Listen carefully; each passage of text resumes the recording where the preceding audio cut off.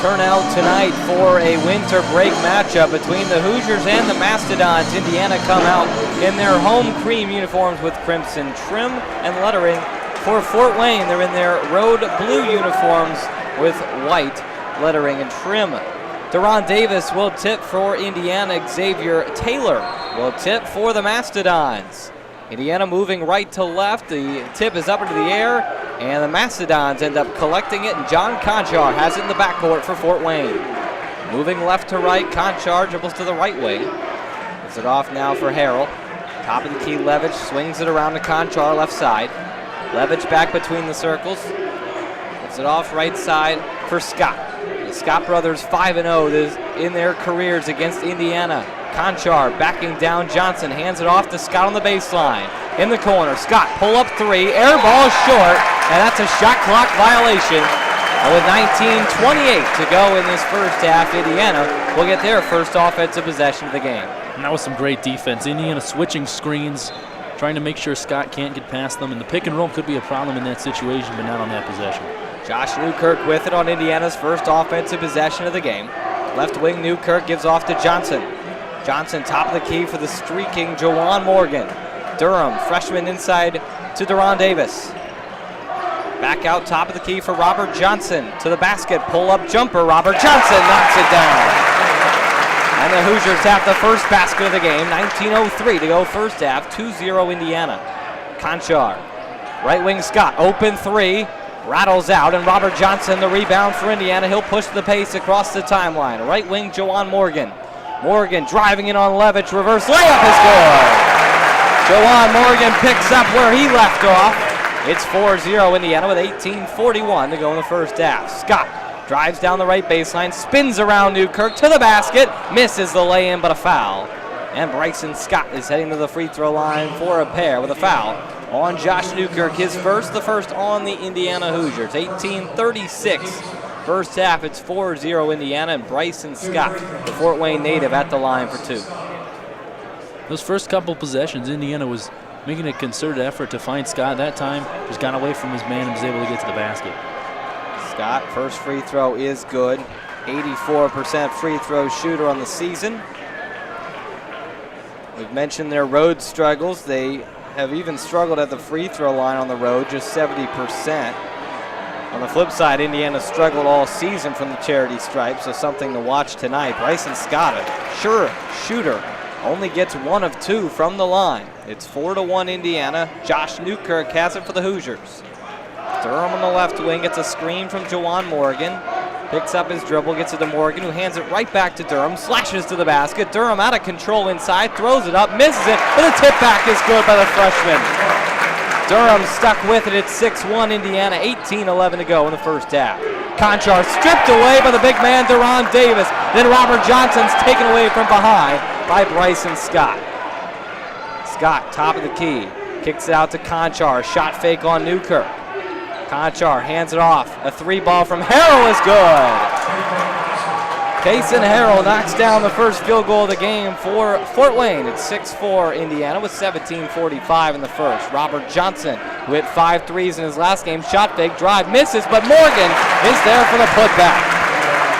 8-4 Hoosiers, 17:35 to go in the first half. Conchar, right wing Harrell, open three. This time it's short. The rebound goes right to Taylor. He's blocked away by Davis, out of bounds. 17:26 to go in the first half. Hoosiers up 4, and there's a lot of energy in this building. There is, and on that play there, you don't bring that ball down. If you're a big guy getting the rebound, you try and put it right back up, or you keep it above your head. As soon as you take that dribble, it's all over. Fort Wayne, they are one of the highest shooting three-point teams in the nation. 44% of their field goals on the season have been threes. They've taken a lot tonight. Here's Harrell slashing to the basket, down the lane, picks up his dribble. They reset out to Bryson Scott. Scott kicks, right wing, Levitch three ball. That's good. Another three for Fort Wayne. Some Mastodon fans in the building here. You can live and die by the three. Hopefully Fort Wayne hoping to live by it today. 8-7 Indiana here with 17 to go. Jawan Morgan a three. That doesn't go. And the rebound's loose on the ground. Deron Davis dives for it, but Harrell ends up coming up with it for the Mastodons. Bryson Scott left wing, down by a point. Scott kicks it out. Levitch a shot fake down the baseline. Kicks out right wing Scott. He'll drive on Morgan. Scott, reverse layup is good, and Fort Wayne is in the lead. Off of Bryson Scott's first basket of the game, it's 9-8 Fort Wayne with 16:43 in the first half. Newkirk, left side for Durham. Davis wanted to set a screen for him. He turns it away. Now Morgan gets it to Newkirk, right wing. Newkirk calls out the offense for the Hoosiers. Down by a point, 16-25 in the first half. Durham, left wing. Screen from Morgan, hands it off to Newkirk.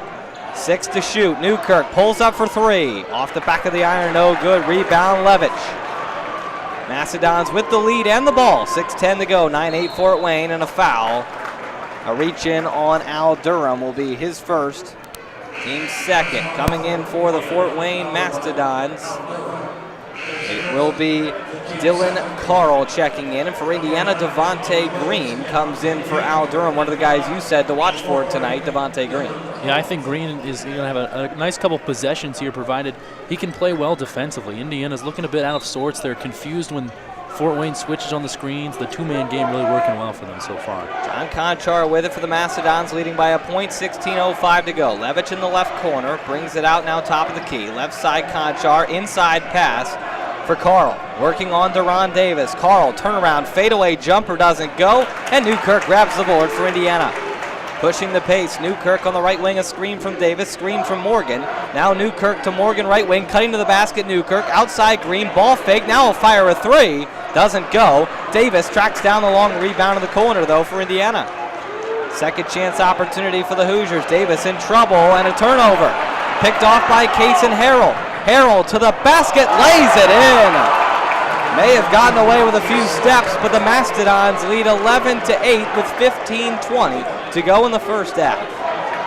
Another slow start for the Indiana Hoosiers. Newkirk, left side for Devontae Green. Green, a screen from Morgan. Hands it off to Newkirk, screen from Davis. Newkirk tries to penetrate, does so, inside, turns it over. Levitch picks it off. Scott on the run. Scott to the basket, he's fouled.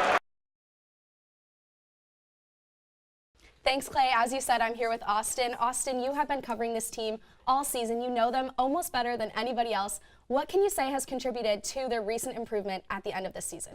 Well, it's been continuity for this team. And really, the first 7 games when they were 1-6, different people would have good games, but they would never have good games together. And that's what's changed in this 6-game stretch, has been that you're seeing all 5 players. It may not be all on scoring, but they're all having good games, especially defensively. That's what's really changed, and you saw that in the Purdue game, holding the Boilermakers to 44 points. So the defense and continuity, just everybody playing it more as a team, has really changed this season for Indiana. Now, speaking of Saturday and Senior Day, what have seniors Amanda Cahill and Tyra Buss contributed to this program, and what is the legacy that they're going to leave behind? I think the better question is, what haven't they done for this program? They have changed everything. They came in with Terry Morin. So this is it wasn't her recruiting class, but it was her first class to see all the way to graduation. These two have averaged double figures every year that they've been in this program. And what they're doing is not only on the court, but it's off the court.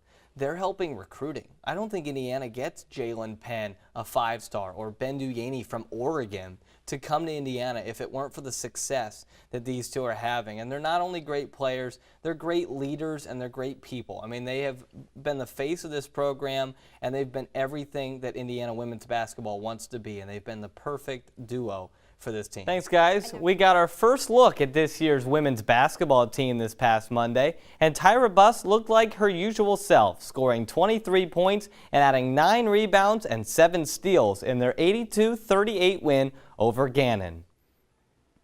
Now Indiana is focused on their first regular season contest Saturday against Arkansas State. There's plenty to be excited about with this Indiana team, with the obvious start being with seniors Tyra Buss and Amanda Cahill. While Cahill struggled from the field Monday night, I expect these two to lead the way throughout most of this season with a large group of unexperienced freshmen below them. Speaking of those freshmen, a few stood out in the exhibition game Monday. Jalen Penn had 12 points and 7 rebounds. Kiana Worthen also had 12 points to go with a 2-for-2 clip from beyond the arc. And Bendu Yaney had a good showing as well, putting out 10 points, 6 rebounds, and 4 assists. If Indiana is going to continue where they left off a year ago, these freshmen will have to continue this production into the regular season. Coach Moore wants to work on turnovers this week before the season begins, coming off 18 Monday night against Gannon. She also wants to see an improvement in free throw shooting after a 15 of 24 showing Monday night. Moore also made a request to Hoosier Nation that you come out and support this team this year because they have some special talents and will be a lot of fun to watch throughout the 2017-2018 season. Would have wished that there were more people in the stands tonight, but Monday nights are kind of a hard night to draw a lot. But I do think this. I think once fans come out and they watch this group play, as they continue to grow and improve and get better, I think there's some exciting pieces out there. The season officially begins Saturday afternoon at 2 o'clock when the Hoosiers welcome Arkansas State to Simon Scott Assembly Hall. Andrew and Michael, back to you guys.